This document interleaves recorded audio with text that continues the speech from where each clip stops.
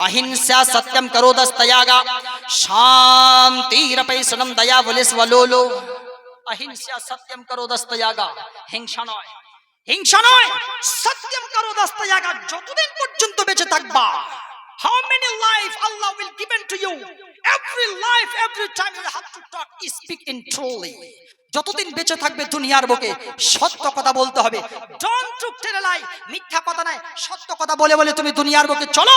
আহিংসা সত্যম করো দস্তয়াগা, সত্য কথা বলে বলে দুনিয়ার বুকে চলো, দেখবে সম্মান পাবে, ইজ্জত পাবে, পরকাল তোমার ভালো হয়ে যাবে, পরকাল তোমার ভালো হয়ে যাবে। কারণ দুনিয়ার বুকের কথা হচ্ছে কি, আল্লাহ তাআলা কোরআনে কারীমের মধ্যে বলছেন কি, ফামাইয়া আমাল মিসকালা যাররাতিন খায়রান ইয়ারা।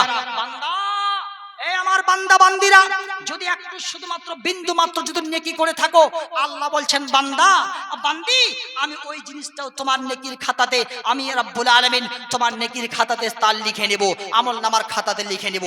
ওয়ামাইয়া আমাল মিসকালা ফামাইয়া আমাল মিসকালা যাররাতিন খায়রান ইয়ারা ওয়ামাইয়া আমাল মিসকালা যাররাতিন শাররান ইয়ারা। বান্দা, তুমি যদি বিন্দু মাত্র যদি গুনার কাজ করে থাকো, আমি আল্লাহ তাআলা তোমার আমল নামার খাতায় সেটাকেও লিখে নেব। এটা যেমন ছাড় দেওয়া হবে না, এটা তো আমাদের মুসলমান ভাইদের জন্য। এবার হিন্দু ভাইরা যদি এসে বলে আমাদের, তাহলে কি হবে? এটা তো কোরআনে কারীম থেকে বললে, বেদ কি বলতেছে এবার দেখেন। বেদ আবার এই কোরআনে কারীমের আয়াতটাকে হুবহু নকল করে নিয়ে আসছে কি, আয় তথামং তাংস্তাইবা বাজাম্যাহম মামা বর্তমানু বর্তন্তে মানুষ। বেদ বলছে তথামং তাংস্তাইবা বাজাম্যাহম মামা বর্তমানু বর্তন্তে মানুষ। মানুষ, পৃথিবীর মানুষ যদি তুচ্ছ, শুধুমাত্র অল্প থেকে অল্প, সামান্য থেকে সামান্য যদি নেকির কাজ করে থাকে, ভালো কাজ করে, আল্লাহ বলছেন কি, বেদ বলছে কি, সেটাকেও তার আমল নামার খাতায় লিখে দেওয়া হবে। আর যদি গুনাহের অল্প থেকে অল্প কাজ করে, সেটাকেও তার আমল নামার খাতায় লিখে দেওয়া হবে। তাহলে তো ভাই কথা একই বরাবর। আমি বলতে চাই, আমাদের সরকার পর্যন্ত আমি এ কথাই বলতে চাই, আমরা পৃথিবীর মানুষ সকলেই যারা দুপায়া মানুষ, আমাদের দাবি হচ্ছে এটাই, একটাই শুধুমাত্র সরকার পর্যন্ত দাবি, যে আমাদের যেমন আগের দিন ছিল, সেই আগের দিনটা আমাদের ফিরিয়ে দাও। আগের দিন আমাদের কি ছিল? এক চায়ের দোকানে, প্রোগ্রামে যখন চা খেতে বসতাম, তখন এক চায়ের দোকানে যদি আমি মুসলিম বসে আছি, তাহলে আমার পাশে হিন্দু বসে থাকতো, আমার বাম পাশে হিন্দু বসে থাকতো, হিন্দু ভাই বসে থাকতো, আমি মুসলিম, আমার সামনে হিন্দু ভাই থাকতো। আমরা কত গলায় গলায় মিলেছিলাম। ওই দিন গেল কোথায়? আমাদের মধ্যে হিংসা ঢুকলো কি করে? কে ঢোকালো এটা? কোথা থেকে হিংসা নিয়ে এসে উপস্থিত করে দেওয়া হলো? আমরা ওই সরকারের কাছে আমাদের দাবি, আমাদের নালিশ, আমাদের ওই দিন ফিরিয়ে দাও, আমাদের ওই দিন ফিরিয়ে দাও। আমরা এই কাটাকাটি, মারামারি, হানাহানি, আমরা এই সব চাই না। চায়ের দোকানে বসে যেমন আমরা এক জায়গায় চা বসে খেতে পারতাম, আজকে কিন্তু সেটা ভয় লেগে যায়। ভয় লাগে না? একটা হিন্দু ভাইদের গ্রামে যখন ঢুকে যায়, গাড়িটা নিয়ে ঢুকলে পরে একটা মনের মধ্যে একটা আতঙ্ক সৃষ্টি হয়ে যায়, না জানি আমাকে বসিয়ে বসিয়ে তারা জয় শ্রীরাম এর স্লোগান লাগিয়ে আমাকে শেষ করে দেয় নাকি। অনেক ইউটিউব ফেসবুকে দেখতে পাই, কত ভাই নির্মম বুড়ো বুড়ো মানুষদেরকে দাড়ি ধরে, আর দাড়ি ধোয়ার পর ঝাঁপু দেয় আর বলে পড় জয় श्री राम तुझे पढ़ना पड़ेगा, पढ़ जय श्री राम तुझे पढ़ना पड़ेगा। भाई यही धर्म है क्या? जबरदस्ती हम नहीं बोलेंगे, फिर भी तुम जबरदस्ती करवाओगे? भाई वहां जान बचाना फर्ज रह जाता है, इसीलिए पढ़ना पड़ जाता है। लेकिन नहीं नहीं, ये धर्म नहीं होता है भाई। किसी को जबरदस्ती पढ़वाना ये सही बात नहीं है कि पढ़ो जय श्री राम पढ़ना पड़ेगा। ये भाई कौन सा धर्म है भाई? अजीब लगता है, एक अजीब सा माहौल पैदा कर दिया हमारे हिंदुस्तान में। একেবারে ভাবতেই অবাক লেগে যায়, এটা আসলো কোথা থেকে? এত হিংসা, এত মারামারি আসলো কোথা থেকে? না, ইসলাম। সুতরাং আমরা একথাই বলতে চাই যে ইসলাম হচ্ছে এমন একটা সুন্দর ধর্ম, ইসলাম খুব সুন্দর ধর্ম। আমরা কিন্তু এই সব দিকে নয়, আমরা চাই না কোনোদিন কারো জায়গাকে দখল করে নিব। আমরা না হক আমরা কোনোদিন দখল করতে চাই না, কিন্তু তারা দখল করতেছে। ওই যে বলতেছিলাম মসজিদগুলো দখল করছে, হ্যাঁ, কিছুদিন আগে যে আমাদের ওই যে বাবরি মসজিদ, তা দখল করে নেওয়া হলো।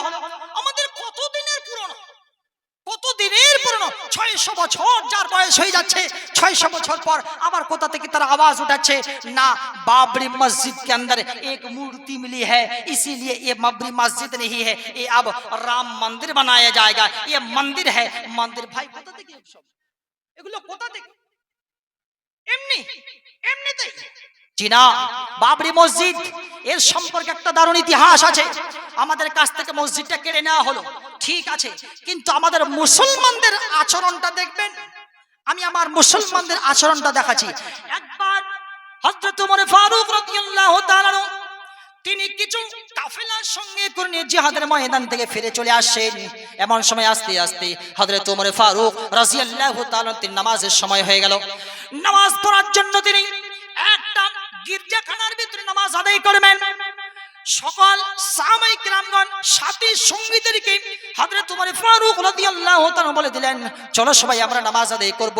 গির্জাখানার ভিতরে সকলেই নামাজ আদায় করার জন্য ঢুকে পড়েছেন। সকলেই নামাজ আদায় করার জন্য ঢুকে পড়েছেন। গির্জাখানার ভিতরে যারা ছিল তারা সবাই কিন্তু ওই যে পাদ্রীরা, খ্রিস্টানেরা, তারা বলল, আপনারা গির্জাখানার ভিতরে নামাজ আদায় করেন, আমরা আমাদের মূর্তিগুলোকে ডেকে দিচ্ছি। মূর্তিগুলোকে ডেকে দেখানো হলো। মূর্তিগুলো ডেকে দেওয়ার পর হযরত ওমর ফারুক রাদিয়াল্লাহু তাআলা তিনি বলতেছেন, তিনি নামাজটা শুরু করতে যাবেন। এমন সময় তার মাথার মধ্যে একটা চিন্তা চলে আসলো, না না না না না, এই গির্জাখানার ভিতরে আমরা নামাজটা আদায় করব না। সঙ্গে সঙ্গে সেখান থেকে বাইরে চলে গেল। বাইরে যাওয়ার পর হযরত ওমর তিনি বললেন, লাইন লাগাও, কাতার লাগাও। সঙ্গে সঙ্গে লাইন লাগানো হলো, কাতার লাগানো হলো। মরুভূমির এলাকার উপরে তখন লাইন লাগানো হলো, কাতার লাগানো হলো। হযরত ওমর তখন সঙ্গে সঙ্গে সাহাবায়ে কেরামের সাথী সঙ্গীদেরকে সঙ্গে করে নিয়ে মরুভূমির এলাকার মধ্যে হযরত ওমর সেই জায়গায় নামাজটা আদায় করে নিলেন। পরবর্তী সময় এসে খ্রিস্টানরা বলতেছে, কি ব্যাপার, হোয়াট ইজ দ্য ম্যাটার, আপনারা গির্জাখানার ভিতরে কেন নামাজটা আদায় করলেন না, বাইরে কেন এসে নামাজ আদায় করলেন? হযরত ওমর তিনি বলেন, আমরা এই জন্য বাইরে এসে নামাজটা আদায় করলাম, তার কারণটা হচ্ছে এটাও, আমাদের পরে কেউ যাতে করে আমাদের সাহাবায়ে কেরামগণের মধ্যে কোনো মুসলমান যেন এই কথা না বলতে পারে যে গির্জাখানার ভিতরে আমাদের মুসলমান এক সময় নামাজ আদায় করেছিল। নামাজ আদায় করার কারণে এই গির্জাখানাটা এখন আমাদের মসজিদ এ কথা যেন না বলতে পারে, এই জন্য হযরত ওমর তিনি বাইরে গিয়ে নামাজ আদায় করলেন। দেখেন কত সুন্দর। ইসলাম কোনদিন কারো জিনিসকে না হক ভাবে কোনদিন হরপ করতে শেখায় নাই। হকের সহিত সত্যের সহিত জায়গা যদি আমাদের হয় তবেই আমরা দখল করব, যদি না হয় তাহলে দখল করতে যাব না। বাবরি মসজিদ আমাদের ছিল, তা দখল করে নেওয়া হলো। হযরত ওমর তিনি বলতেছেন, না না না, আমরা গির্জাখানার ভিতর নামাজটা আদায় করব না, কারণ গির্জাখানার ভিতরে যদি আমরা নামাজটা আদায় করে নিই, আমাদের মুসলমানদের মধ্যে হয়তো কেউ একদিন বলতে পারে এই জায়গায় মুসলমানের নামাজ আদায় করেছিল, সুতরাং আজকে থেকে এটা মসজিদ বলে গণনা হবে।